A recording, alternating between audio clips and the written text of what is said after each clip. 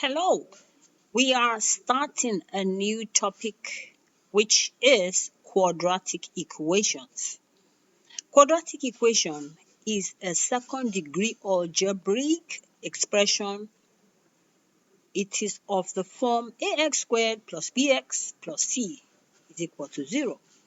So we have like four methods of solving quadratic equations. First, by factorization, then using quadratic formula. Thirdly, using method of completing squares. And fourthly, graphing methods.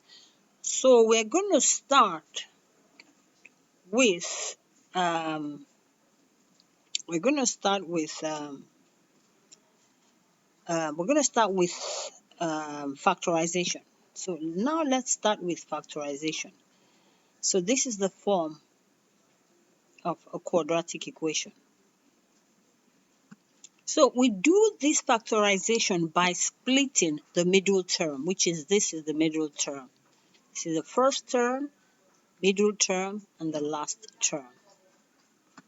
Step 1, we need to find two numbers such that, let's say the numbers, any number could be m and n, such that if m multiplied by n, it will give us AC. M plus n will give us B. So we need to find such numbers. So once we've come about these two numbers, we can now split the middle term, bx, using this mn. So guys, here is an example. In this example, a is 1, because x squared times 1, usually we don't write the 1. Once it's 1, we don't write it. So x squared times 1 remains as x squared. So there's a silent 1 here. So a is 1, b is 7, c is 10. Now we want to split this middle term to start our factorization process. So let's factorize 10. The factors of 10 is these numbers. Factors meaning that what numbers or number is divisible by 10 that we will have nothing remaining, meaning without a remainder. For example, 2 will go into 10 and you will get 5, no remainder. 5 will go into 10, you get 2, no remainder. 10 itself will go into 10, 1, no remainder. So factors of 10 are those numbers that are divisible by 10. So here we are now. So in this bracket here, these numbers, which numbers here is such that when we multiply the m by n, we get AC. And we'll add the number m plus n and we get 7. Let's move on. So here we have the factors of 10.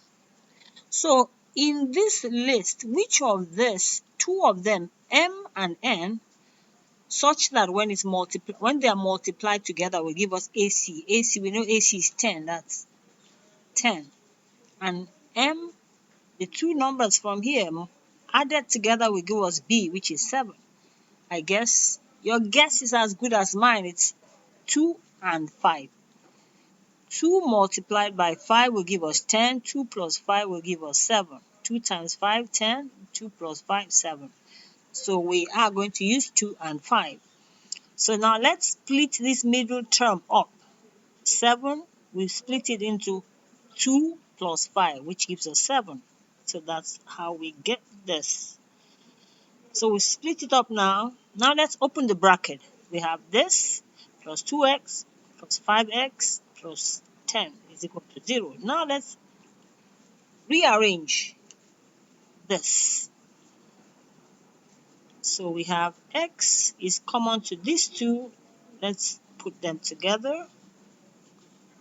Plus this 5 and 2 have some things in common. So let's go up. So here we have these two in the bracket. So what is common to these two is x. So bring x outside the bracket. We're left with x plus 2.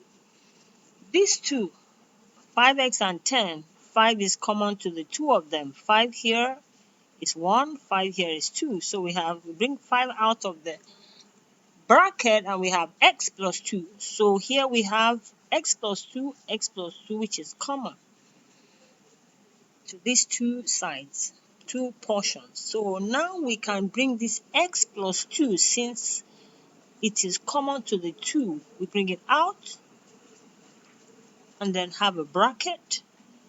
We have this will come here, this will come here. By the time we expand this, it will still give us this. So we're compacting it to arrive at here. So now we have these two as the factors of the quadratic equation. So these two are the factors of the equation, which results to that if this is equal to this 0, that means x plus 2 on its own is equal to 0, x plus 5 on its own is equal to 0. And if this be the case, x plus 2 is equal to 0, x stays on this side, 2 can go to the other side, and it becomes a minus here. So x is equal to minus 2. Likewise, for x plus y is equal to 0, x is equal to 5, minus 5.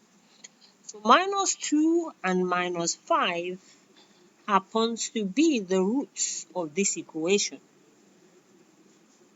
Understood? Good.